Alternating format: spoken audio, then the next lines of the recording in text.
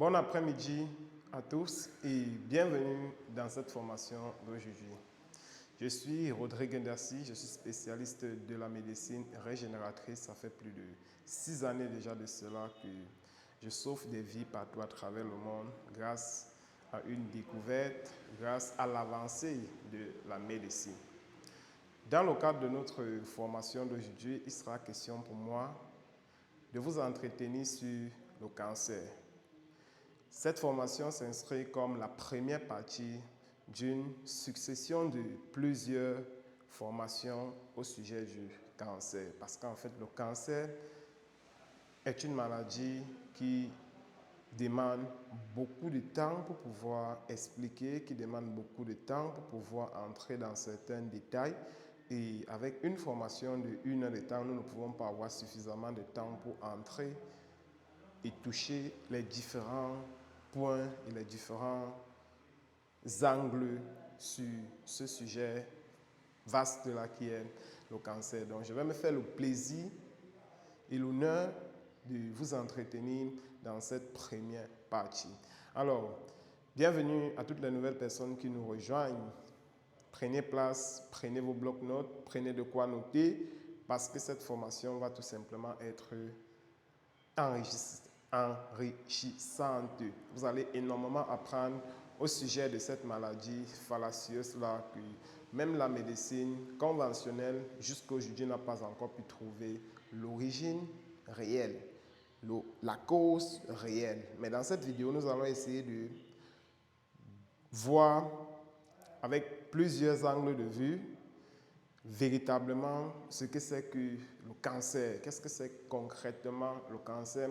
Comment est-ce que le cancer se développe? Comment est-ce que le cancer prend forme? Pourquoi est-ce que le cancer se développe? Dans quel environnement est-ce que le cancer se développe? Comment il se développe? Quels sont les différents facteurs? Quels sont les différents, j'ai envie de dire, quelles sont les différentes phases de développement du cancer? Nous allons essayer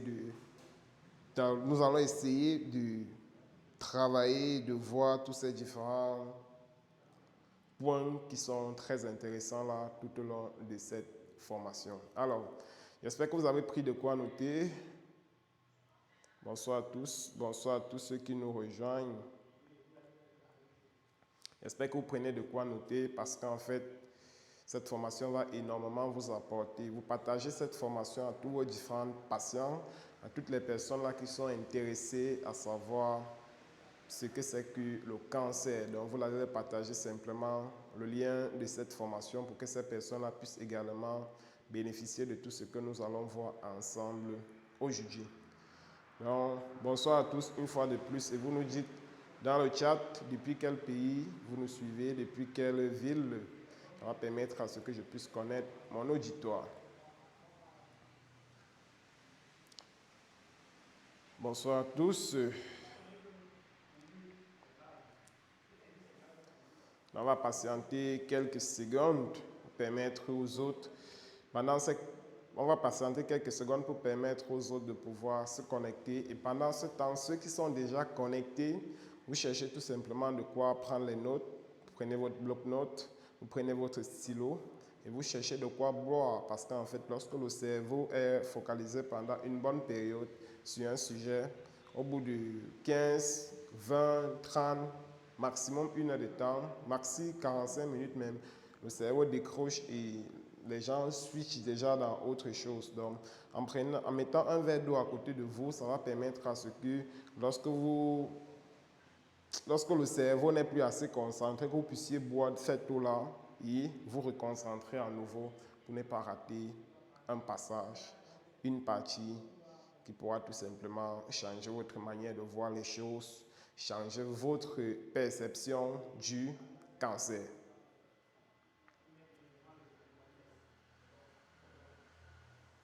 Est-ce que c'est bon? Est-ce qu'on peut lancer? Alors, le cancer. De prime abord, ce que vous devez savoir au sujet du cancer, c'est quoi? C'est que, selon les statistiques de 2018, plus de 1 personne sur 7 souffre du cancer et meurt du cancer. Selon les statistiques de 2018, une personne sur 7 meurt du cancer. Et cela nous pousse à nous poser la question de savoir qu'est-ce que c'est que véritablement le cancer. Parce que comme je le disais précédemment, selon la médecine conventionnelle, jusqu'à aujourd'hui, on n'a pas encore pu trouver véritablement l'origine, la cause du cancer dans notre organisme. Qu'est-ce que c'est réellement le cancer?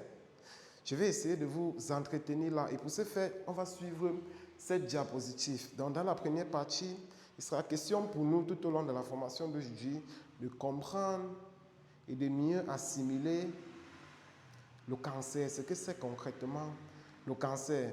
Et dans les autres formations, nous allons entrer dans le détail dans certains points. Alors, il faut déjà que nous comprenions comment est-ce qu'on fait pour détecter le cancer. Parce qu'en fait, selon les définitions que nous allons retrouver sur les moteurs de recherche, on va vous faire comprendre que le cancer, c'est une multiplication anormale des cellules malignes, des cellules tumorales, des mauvaises cellules. Alors, la multiplication anormale des mauvaises cellules, là, d'où elles viennent concrètement? Elles viennent d'où? Parce qu'en fait, si elles se multiplient, ça veut dire qu'elles se sont développées, ça veut dire qu'elles existaient. Maintenant, si elles existaient, elles viennent d'où concrètement? Alors, ce qu'il faut savoir de prime abord, c'est quoi? C'est que dans l'organisme, nous avons des milliards de cellules. OK? Dans notre corps humain, nous avons des milliards de cellules. Et toutes ces cellules-là comportent ce qu'on appelle des gènes. OK? Toutes ces cellules-là comportent des gènes. Chaque gène, maintenant, est spécifique à une cellule. Chaque cellule a son ADN. Et c'est spécifique à elle. Maintenant, à cause de certains facteurs, à cause de certains événements, il va arriver que les cellules qui sont censées, ou bien les gènes qui sont censés permettre aux cellules de pouvoir croître et de pouvoir se développer, ne vont plus assurer leur fonction comme il se doit. C'est-à-dire, les gènes qui sont chargés de régulariser et de aider la croissance et la division cellulaire, au bout d'un moment donné, elles ne vont plus fonctionner normalement. Au bout d'un moment donné, elles ne vont plus fonctionner normalement. Et cette anomalie-là va donc causer plusieurs problèmes, comme par exemple, ça va affecter les cellules proto-oncogènes. En fait, ce sont les trois. Ici, là, nous avons 3 types de cellules qui sont directement touchées lorsque le cancer commence à se développer. En fait, on parle du cancer, on parle d'une tumeur lorsque ces 3 types de cellules-ci sont touchés. On parle là des... Je mélange cellules avec les gènes. En fait, on parle d'une tumeur ou bien d'un cancer lorsque les 3 gènes s'y sont touchés. Premier gène, ce sont les gènes proto-endogénèse. En fait, ce sont des gènes qui ont pour but de diviser. Ce sont les gènes qui se chargent de la division cellulaire. Elles sont affectées. Le deuxième type de gènes, ce sont les gènes suppresseurs de tumeurs. Donc, ce sont des gènes qui sont censés supprimer certaines tumeurs. Elles sont affectées. Et le troisième type de gènes, ce sont les gènes de récepteurs d'ADN. Elles sont affectées. Et c'est lorsque ces 3 gènes-là sont donc affectés qu'on va donc parler de tumeurs. C'est lorsque ces 3 gènes spécifiques-ci sont attaqués, sont touchés, sont affectés, qu'on va donc parler de tumeurs. Maintenant, ce que vous devez également savoir, c'est quoi? C'est que nous avons deux types de tumeurs. Nous avons des tumeurs malignes et des tumeurs bénignes. Quelle est la différence entre les tumeurs malignes et les tumeurs bénignes? Une tumeur bénigne, c'est une tumeur qui n'a pas la possibilité de pouvoir se proliférer, qui ne se multiplie pas. Par exemple, les différents types de tumeurs malignes, bénignes autant pour moi, qui ne se multiplient pas et qui ne se prolifèrent pas. Nous allons avoir par exemple les kyphoscoliomes et tout ce qui va avec les fibromes. Ce sont des tumeurs bénignes qui ne se multiplient pas. Cependant, la deuxième type de tumeur que nous avons, ce sont les tumeurs malignes. Cette fois-ci, ce sont des tumeurs qui ont la capacité de pouvoir se multiplier, se proliférer de manière anormale. Donc, elles peuvent se déplacer dans l'organisme et aller de organe en organe, région en région et aller se multiplier là-bas. Et c'est cette multiplication anormale-là qu'on va donc qualifier de cancer. C'est pour ces raisons que pour la plupart des temps, quand vous allez taper sur un moteur de recherche pour connaître la définition ou bien pour connaître la signification d'un cancer, on va vous faire comprendre que c'est une multiplication anormale de cellules cancéreuses. OK? Maintenant, cette multiplication anormale-là, il faut savoir que le cancer a plusieurs phases. Lorsque c'est encore simplement dans la phase de cancer, c'est-à-dire c'est encore une tumeur maligne qui est en train de vouloir se développer ou bien qui est en train de se développer et tout, on va simplement parler de cancer à phase 1, première phase. Maintenant, lorsqu'elle commence à se développer, qu'elle quitte d'un endroit pour un autre, qu'elle quitte d'un organe pour un autre, pardon, qu'elle quitte d'un lieu pour un autre, en ce moment-là, on parle de métastase. La métastase, c'est tout simplement le processus qui permet au cancer de pouvoir se développer et d'aller se proliférer dans un autre endroit.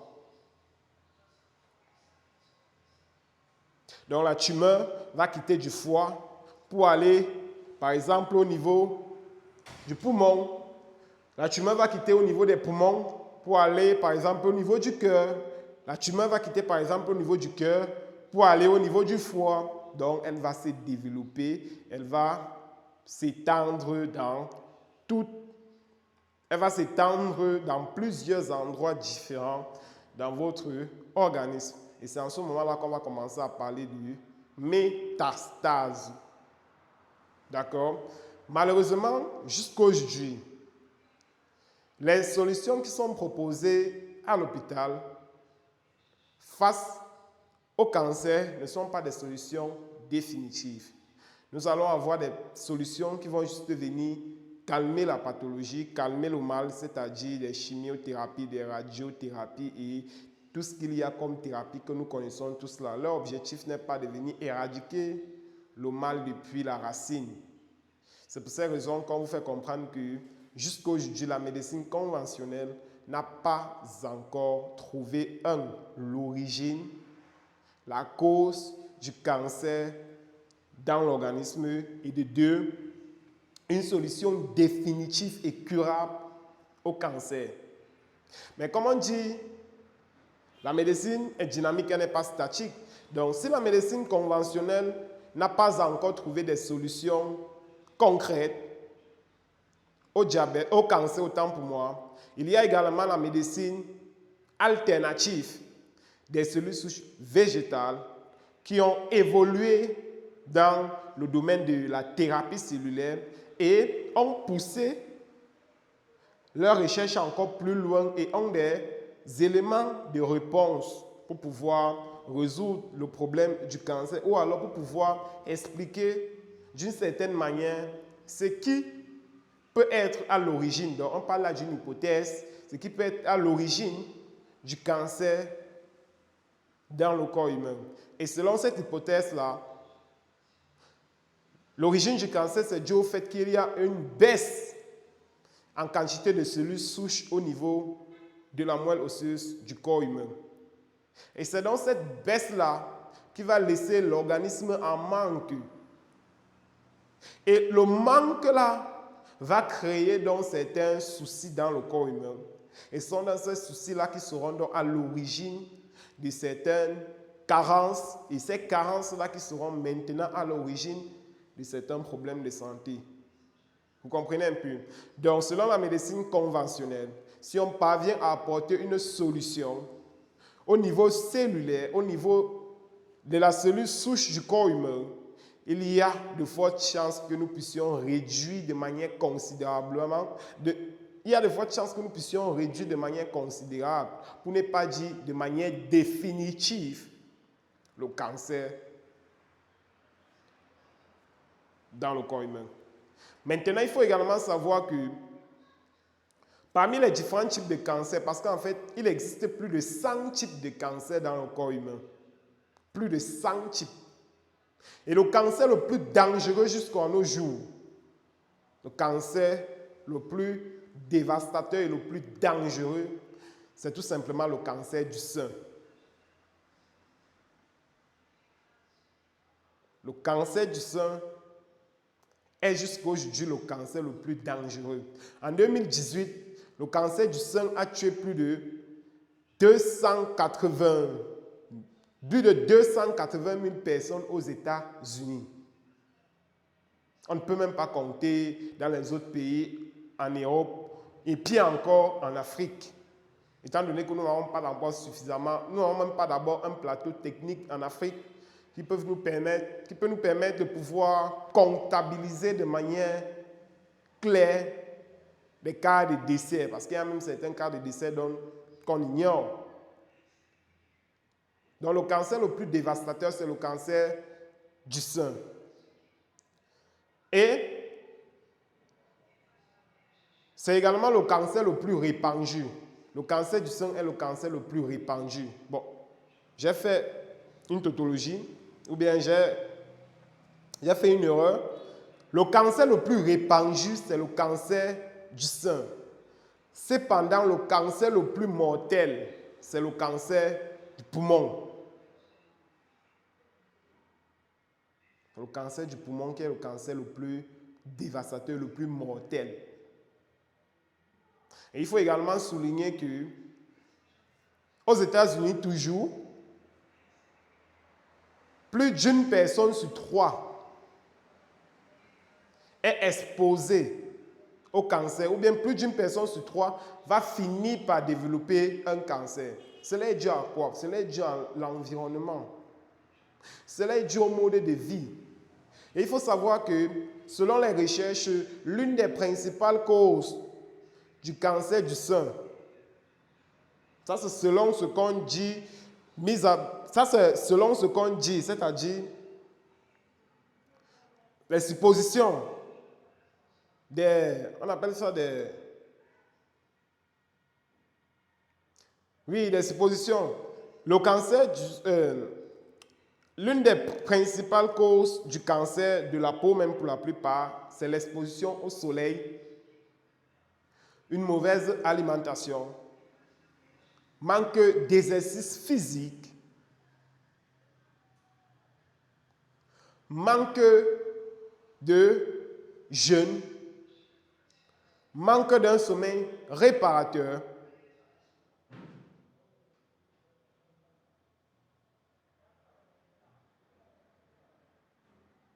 et le manque de méditation. Voilà un petit peu quelques facteurs qui peuvent pousser ou bien qui peuvent amplifier le développement d'un cancer dans le corps humain d'une personne.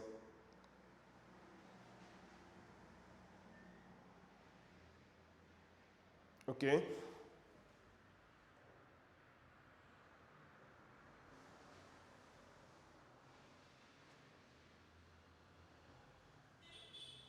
Donc,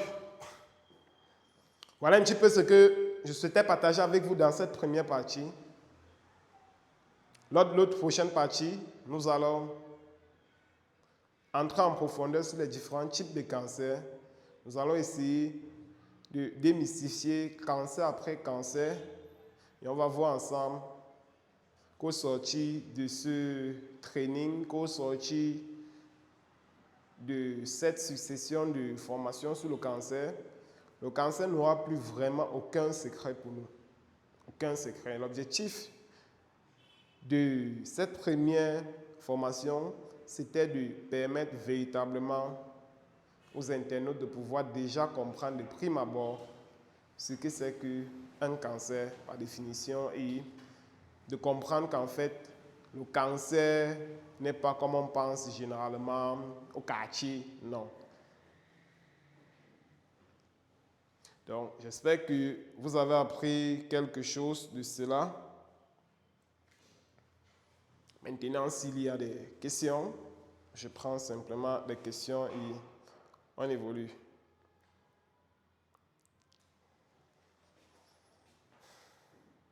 Yes. Ok, super. Est-ce qu'il y a des questions? Le cancer.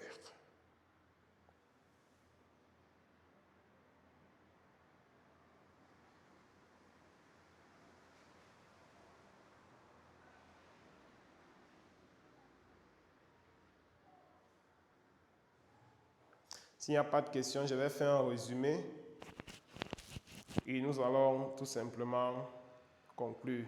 Je vais faire un résumé et je vais conclure directement. Alors, ce qu'il faut retenir de cette formation, c'est très simple. Dorénavant, lorsqu'on vous parle du cancer, vous comprenez tout simplement qu'en fait,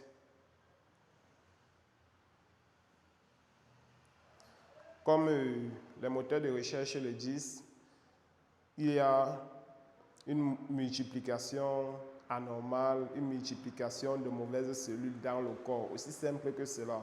Lorsqu'on va vous parler de cancer, comprenez tout simplement qu'il y a les mauvaises cellules dans le corps qui se sont multipliées. Il y a les mauvaises cellules dans le corps qui se dupliquent.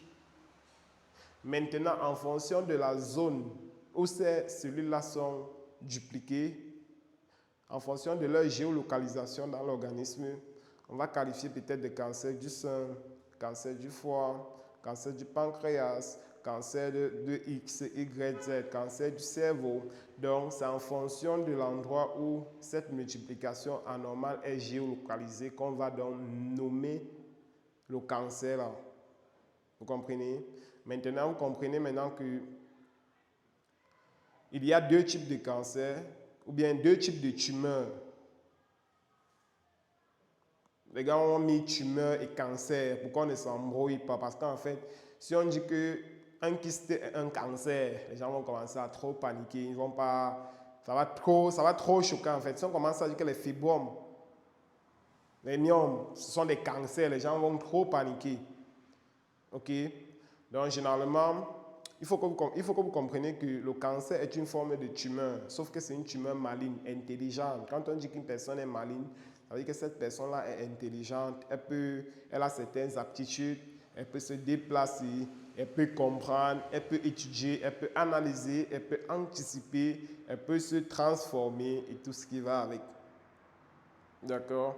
Donc, en conclusion, le cancer est une multiplication anormale de cellules et une tumeur bénigne est différente d'une tumeur maligne. Une tumeur bénigne, ce sont les kystes, les myomes, les fibromes et tout ce qui va avec. Maintenant, une tumeur maligne, c'est un cancer. Et maintenant, on parle des métastases du cancer lorsque ce cancer-là se développe déjà. Donc, lorsqu'il quitte de son endroit initial, là où il a été développé, pour aller dans un autre endroit et se multiplier là-bas.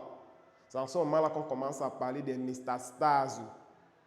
Donc, c'est un processus qui consiste pour la cellule cancéreuse de se déplacer et aller dans une autre région du corps humain et se multiplier là-bas et quitter encore de là où elle est allée là, aller encore dans un autre endroit, se multiplier encore là-bas, quitter encore de là pour aller dans un autre endroit, encore se multiplier et avec le temps, elle envahit tout le corps. Donc c'est ce processus-là, ce processus de déplacement, multiplication qu'on va appeler métastase. Maintenant, une fois que c'est fait à l'hôpital, on va vous faire comprendre que bon, on va vous mettre sur chimiothérapie, radiothérapie. Toujours est-il que ça ne vient pas résoudre le problème depuis la racine. Ça ne résout pas le problème définitivement. Et selon la médecine conventionnelle, ils n'ont pas encore trouvé l'origine du problème qui se crée au niveau des gènes là. D'accord? Parce qu'en fait, tout part des gènes.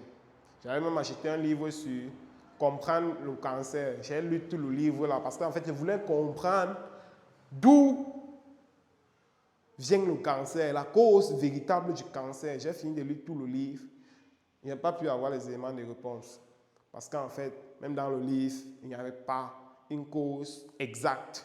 On va vous parler de suivre votre alimentation, que telle chose, le ail est bon, mais en consommant comme ça, telle chose, tel aliment est bon, mais en consommant comme ça peut vous... En fait, il n'y a pas une réponse exacte au sujet de la cause du cancer, mais toujours est-il, avec la médecine conventionnelle, il y a des hypothèses selon lesquelles la cause peut être due aux baisses de cellules souches au niveau de la moelle osseuse. Ça, c'est la seule réponse favorable que nous avons pour l'instant en ce qui concerne la santé. Donc, j'espère que vous avez appris quelque chose en plus. Dans la prochaine formation, la formation qu'on va tenir probablement mercredi de la semaine prochaine, nous allons développer peut-être 2 ou 3 types de cancers. On va parler du cancer du sein, on va entrer en détail maintenant à l'intérieur, on va développer. Par la suite, on va prendre d'autres cancers, ainsi de suite. On va essayer de développer davantage le sujet. L'objectif, c'est qu'au sortir de là, que chacun, en fait, que le cancer ne soit plus un mystère pour vous, que dorénavant, lorsque vous êtes en face d'un patient qui vous fait comprendre qu'il a atteint d'un cancer, peu importe la forme, que ça ne vous met pas dans un état de stress parce qu'en fait, vous aurez dorénavant les informations qui vous permettront de pouvoir répondre de manière efficace et de manière propre à ce patient-là. Donc, on se dit tout simplement à très bientôt pour notre prochaine session de formation. Vous vous portez bien, ça fait un plaisir. Ciao.